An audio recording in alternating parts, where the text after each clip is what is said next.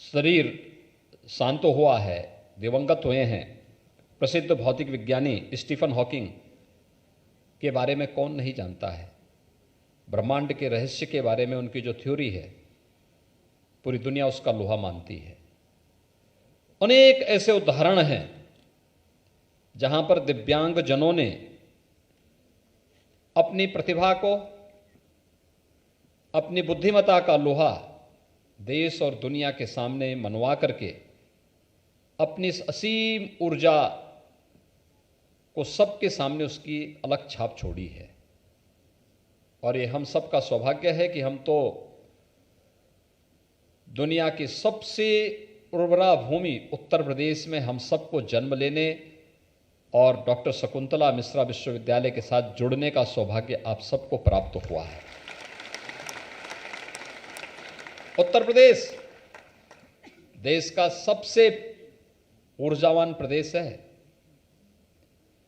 असीम प्रतिभा और ऊर्जा उत्तर प्रदेश के पास है।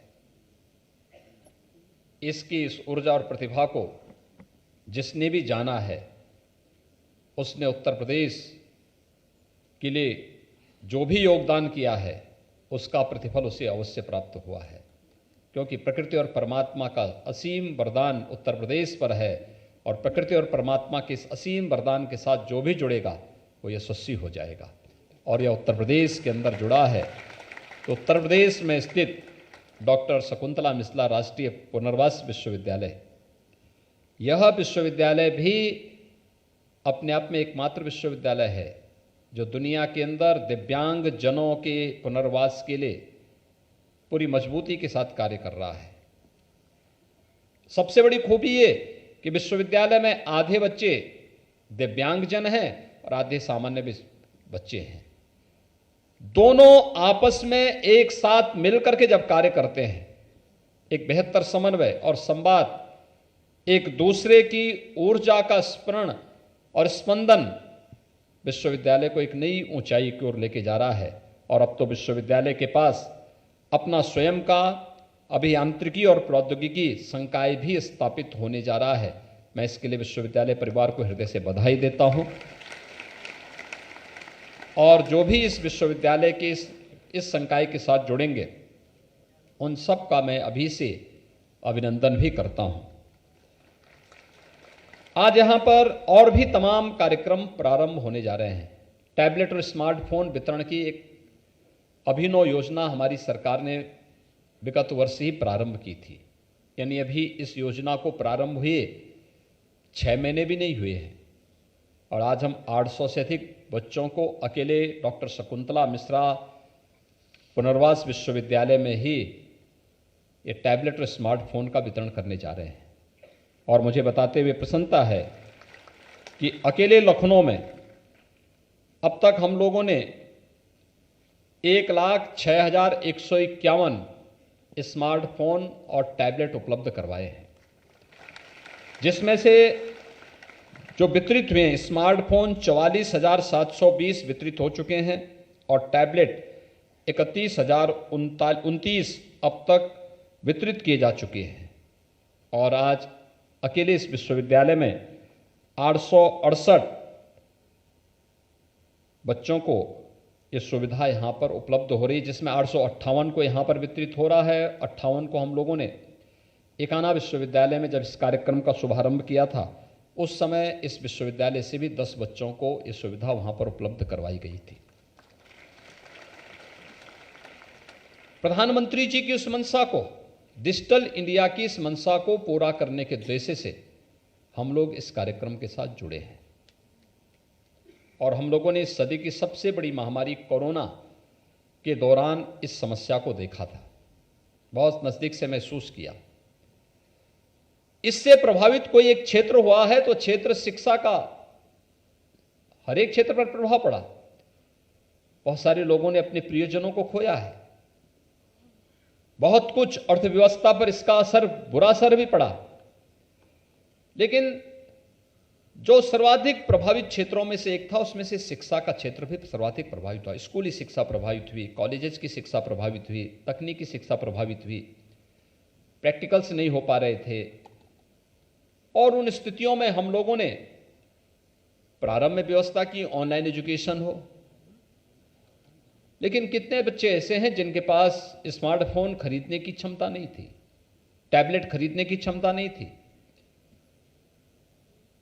और उस दिशा से शासन ने तय किया कि हम प्रदेश के 1 करोड़ बच्चों को स्मार्टफोन और टैबलेट उपलब्ध कराएंगे। और उसी क्रम में उत्तर प्रदेश के अंदर युद्ध स्तर पर एक कार्य प्रारंभ हुआ, जिसमें लखनऊ जनपद के अंदर ही अब तक हम लोग 1,06,151 टैबलेट और स्मार्टफोन जनपद को उपलब्ध करवा चुके हैं। एक बड़ी योजना है, प्रधानमंत्री जी की डिजिटल इंडिया के सपने को साकार करने का एक अभियान है, और उस अभियान के साथ जुड़ते हुए मुझे प्रसन्नता की अनुभूति हो रही है। पूरी दुनिया इस स्मार्टफोन के पास जिस प्रकार के कार्यक्रम के साथ हम इसको जोड़ने जा रहे हैं, अच्छी अच्छी संस्थाओं को हम इसके साथ जोड़ेंगे।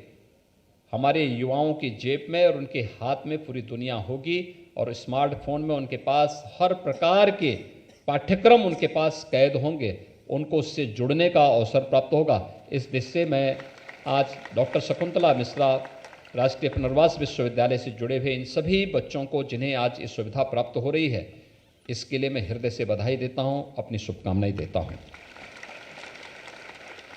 मुझे विश्वास है कि विश्वविद्यालय प्रदेश सरकार के आईटी एंड इलेक्ट्रॉनिक्स विभाग के साथ जुड़ करके और औद्योगिक विकास विभाग के साथ जुड़ करके उन नए प्रोग्राम के साथ इन बच्चों को जोड़ने का कार्य कर सकेगा, जिसमें ऑनलाइन एजुकेशन के साथ साथ इन बच्चों को किसी परीक्षा की तैयारी के लिए ऑनलाइन प्रिपरेशन की तैयारी भी करनी होगी, तो वह भी सुविधा इनको इसमें उपलब्ध हो सके।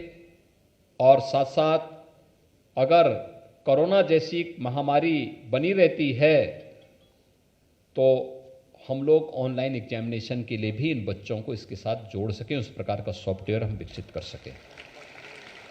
हमें समय के अनुरूप चलना होगा, समय के अनुरूप चलने की तैयारी करनी होगी, और समय के अनुरूप जो भी चलता है वह हमेशा अग्रणी भूमिका में अपनी एक नई पहचान बनाता है।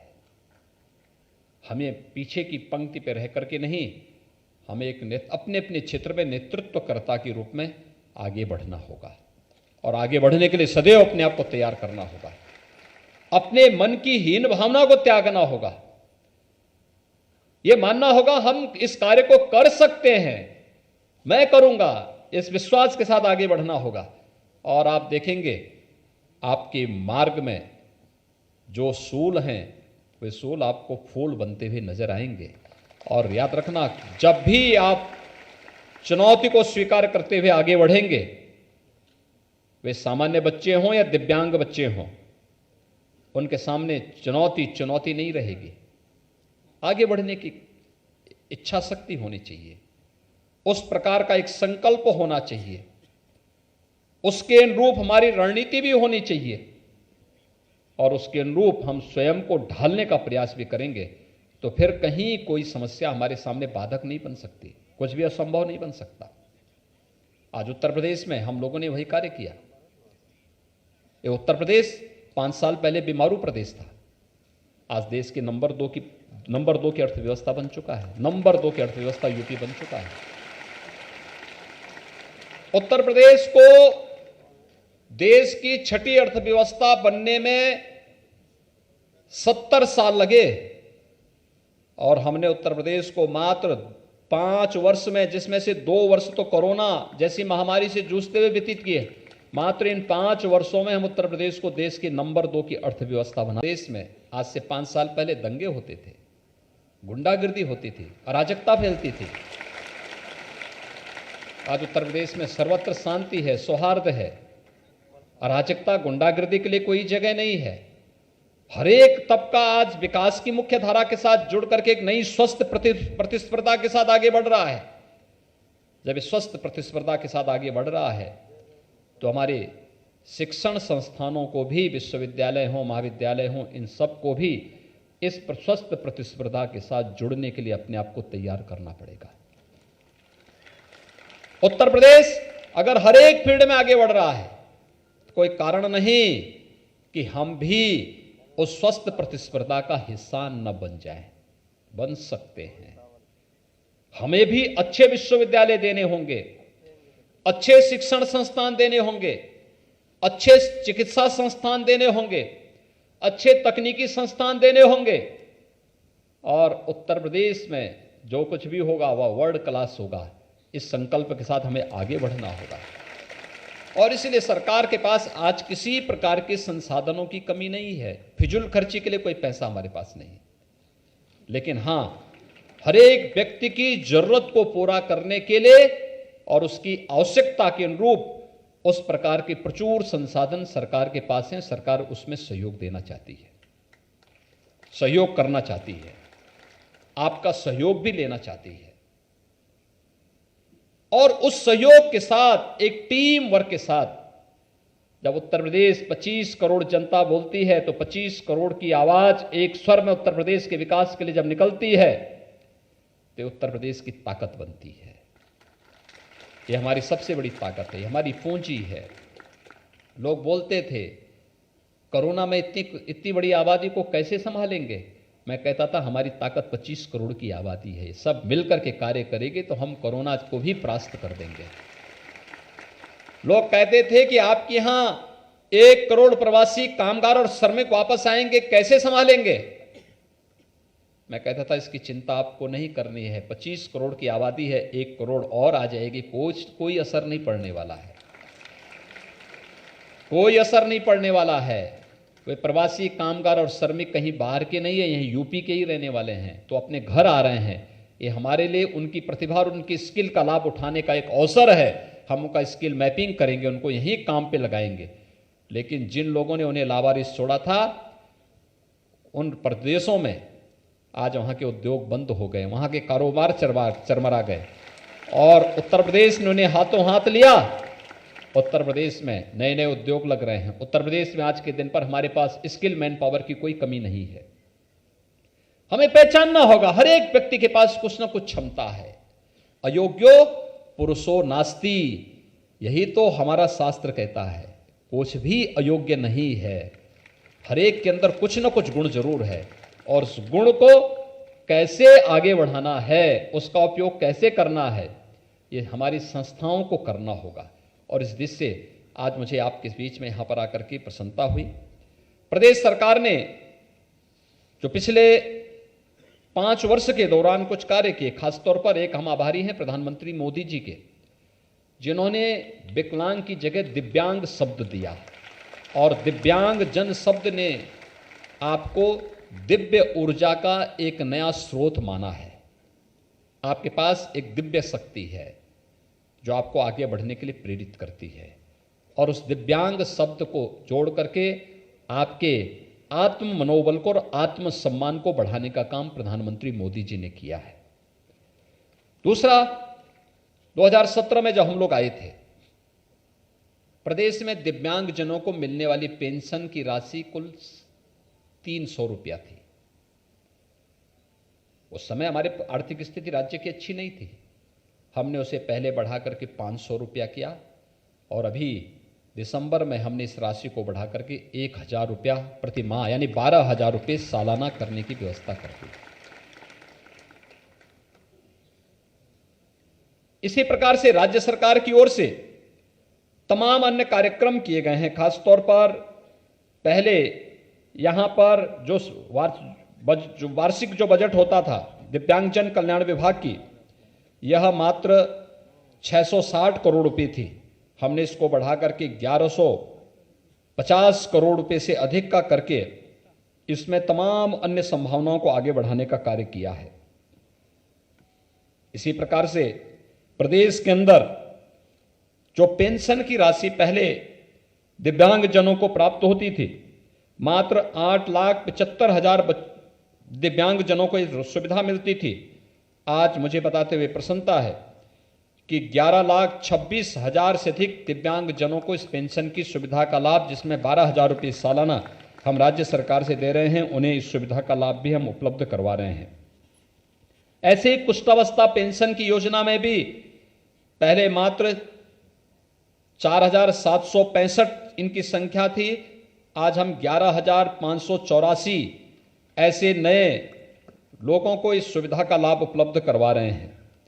कृत्रिम अंग उपकरण में भी दिव्यांगजनों को अधिकतम अनुदान पहले 8,000 रुपये दिया जाता था, इस समय हम लोग उसे 10,000 रुपया उपलब्ध करवा रहे हैं और साथ साथ कृत्रिम अंग भी देने की एक व्यवस्था, सहायक उपकरण, कृत्रिम अंग उपकरण देने की व्यवस्था भी हम इसके साथ कर रहे हैं। हम लोगों ने 21-22 में यानी पिछले 5 वर्ष में 17-18 से 21-22 तक 2,56,165 दिव्यांगजनों को कृत्रिम अंग उपकरण भी वितरण करने के कार्य राज्य सरकार की ओर से किए गए। दिव्यांगजनों को परिवहन निगम की बसेज में मुफ्त में बस की सुविधा भी देने का कार्य राज्य सरकार ने किया था, जबकि इससे पहले सुविधा नहीं उपलब्ध हो पाती थी। इसी प्रकार से राज्य स्तरीय पुरस्कार की श्रेणी में जो 3 श्रेणी में पुरस्कार दिए जाते थे, हम लोगों ने इसे 12 श्रेणी में 30 उप श्रेणी के साथ सृजित करते हुए इस पुरस्कार को भी बढ़ाया है और इसमें मिलने वाली 5,000 की राशि को बढ़ाकर के 25,000 रुपये भी इसमें दिव्यांगजनों के प्रोत्साहन के लिए किया है। ऐसे ही शल्य चिकित्सा के लिए भी कॉन्क्लियर जो इम्प्लांट की। नमस्कार, मैं हूं मानक गुप्ता। अगर आपको हमारा ये वीडियो पसंद आया हो तो इसे लाइक और शेयर जरूर करें और हाँ, हमें सब्सक्राइब और फॉलो करना ना भूलें ताकि आप देश और दुनिया की कोई खबर मिस ना करें। तो जुड़े रहिए हमारे साथ और देखते रहिए न्यूज़ 24।